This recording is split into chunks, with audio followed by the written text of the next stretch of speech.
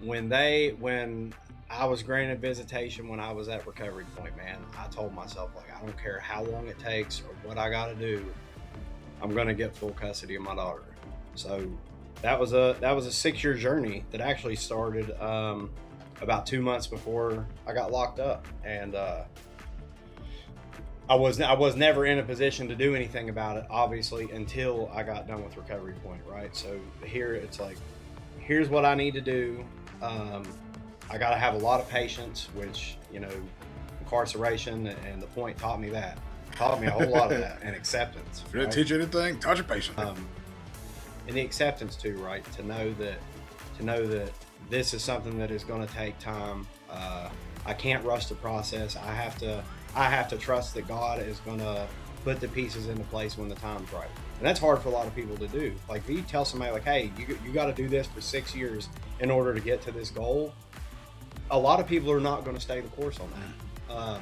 We're going to try to manipulate it to rush things, whatever, and that's where things get screwed up. But man, I just sat on my hands. I kept doing what I was doing, building myself up, building my life up, doing all the right things, man. Getting my driver's license back, getting a car, maintaining that consistency with employment. Right, I've been with Recovery Point now for 4.5 years. Um, Always looking for that next step that's going to put me in a better position than where I was the year prior. Every year I sit down and I evaluate what I've accomplished in that year, try to figure out what I did right, and what I did, maybe not necessarily wrong, but areas that I can improve upon.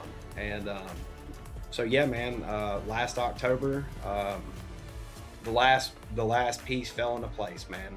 Jenga, you know what I mean? I just solved the Rubik's cube, right? And I knew that the time was right, so I hired the best lawyer that there is, man. Shout out to Brandon Gray. Brandon Gray. Brandon Gray don't play no games, man.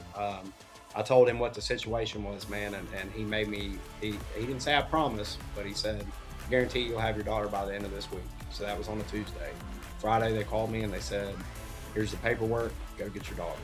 And man, it was like driving down there to get her, man. It was like so many emotions, the culmination of all that hard work paying off. And